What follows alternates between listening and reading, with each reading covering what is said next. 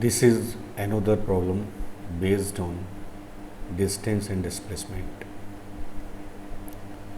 What will be the distance and displacement of an object while moving in a circle from A to B and then B to A as shown in adjoining figure?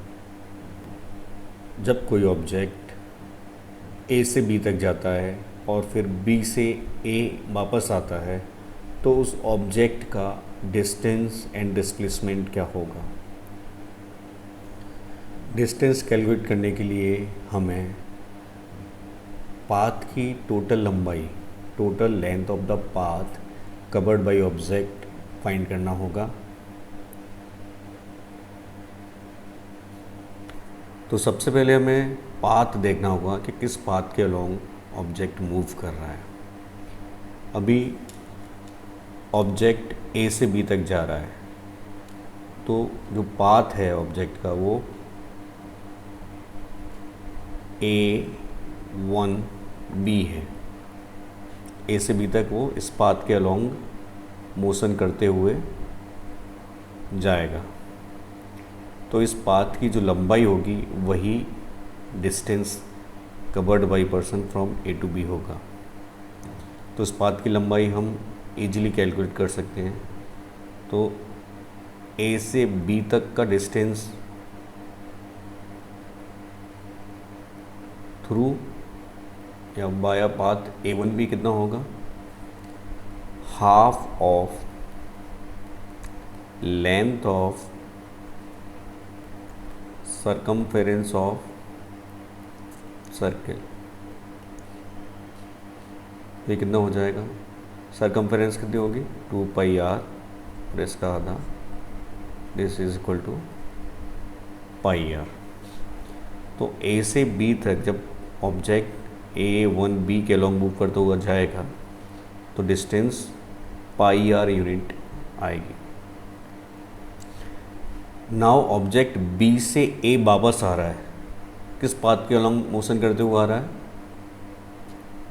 अभी B से ए तक वो B to A path के along motion करते हुए आ रहा है। तो ये डिस्टेंस कितनी हो जाएगी, बी से ए की distance, again this is the semi circle.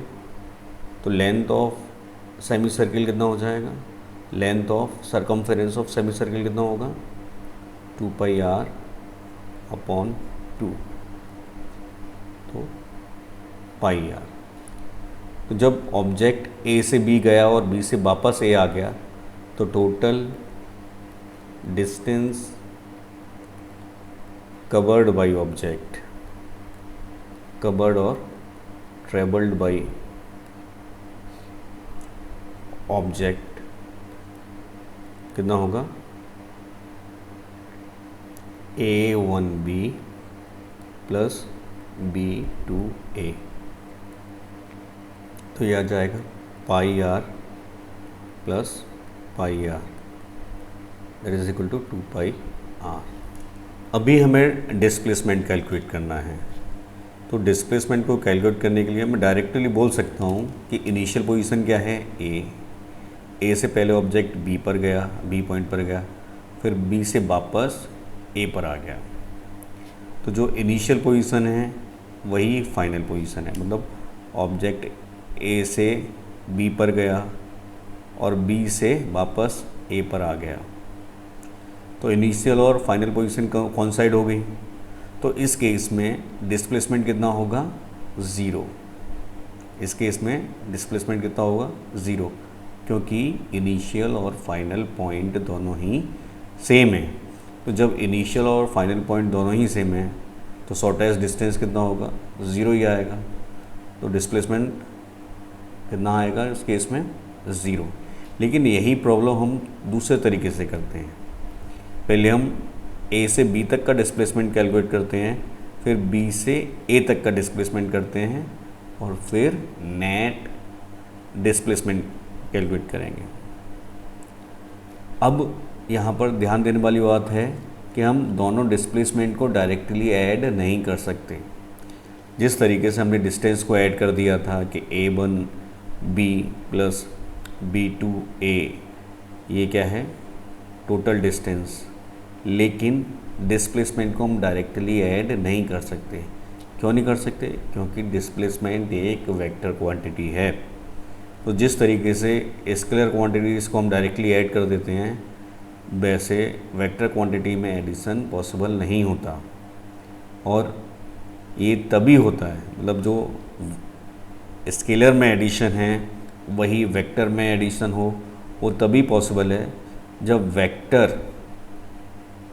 जब दोनों वेक्टर क्वांटिटी एक ही डायरेक्शन में हो। अभी यदि डिस्प्लेसमेंट एक ऑब्जेक्ट का इस डायरेक्शन में कुछ होता, फिर डिस्प्लेसमेंट दूसरा इधर ही होता, तो हम डायरेक्टली ऐड कर सकते थे। लेकिन ए से बी तक ऑब्जेक्ट का डिस्प्लेसमेंट किधर कैसे होगा? ए से बी तक डिस्प्लेसमेंट वेक्टर को मैं कैसे रिप्रेजेंट करूँगा? इन दोनों पॉइंट को ज्वाइन किया और डायरेक्शन क्या होगी? ए टू बी। तो डिस्प्लेसमेंट वेक्टर क्या आएगा? ये। फिर बी टू ए जो डिस्प्लेसमेंट होगा वो कैसे होगा? बी इधर हो गया, ए इधर हो गया। जब बी से ए की तरफ मूव करेगा तो इनिशियल पॉइंट क्या हो जाएगा? बी, और फाइनल पॉइंट क्या होगा? ए। तो कुछ ऐसे आएगा। तो डिस्प्लेसमेंट वेक्टर कैसे आएगा? इन दोनों में ही मैग्नीट्यूड सेम है लेकिन डायरेक्शन अपोजिट है, तो हम डायरेक्टली ऐड नहीं कर सकते। तो हमें डायरेक्शन का भी ध्यान रखना होगा। जब कभी भी वेक्टर क्वांटिटीज़ को हमें ऐड करना है तो हमें डायरेक्शन का भी ध्यान रखना है, डायरेक्टली ऐड नहीं करना। अभी हम displacement of particle from A to B calculate करेंगे। जब ए से बी की ओर जाता है ऑब्जेक्ट, या ए से बी तक पहुंच जाता है, तो हमें क्या करना है? इनिशियल और फाइनल पॉइंट को ज्वाइन करना है। ज्वाइन कर दिया तो जो भी इस शॉर्टेस्ट पाथ की लेंथ होगी वो डिस्प्लेसमेंट का मैग्नीट्यूड होगा। जो भी इस शॉर्टेस्ट पाथ की लेंथ होगी वही डिस्प्लेसमेंट का मैग्नीट्यूड होगा। तो हम लिख सकते हैं magnitude of displacement of object from A to B is equal to 2r, that is diameter। लेकिन डायरेक्शन क्या होगी? Direction of displacement of object from point A to B क्या होगी? कुछ ऐसे, यानी पॉजिटिव एक्स एक्सिस की तरफ होगी। लेकिन जब ऑब्जेक्ट बी से ए की तरफ जाएगा, बी से ए की तरफ जाएगा तो इनिशियल पॉइंट बी होगा, फाइनल पॉइंट ए होगा। मैग्नीट्यूड अगेन डायमीटर होगा। मैग्नीट्यूड क्या होगा? डायमीटर की लेंथ। तो मैग्नीट्यूड क्या हो जाएगा इस केस में भी? 2r। लेकिन डायरेक्शन किधर होगी? इनिशियल पॉइंट बी हो गया, फाइनल पॉइंट ए हो गया, तो डायरेक्शन हमेशा इनिशियल पॉइंट से फाइनल पॉइंट की ओर होती है। तो डायरेक्शन हम कैसे दिखाएंगे? Negative x axis. तो जब इन दोनों को ऐड करेंगे तो नेट डिस्प्लेसमेंट आएगा। तो नेट डिस्प्लेसमेंट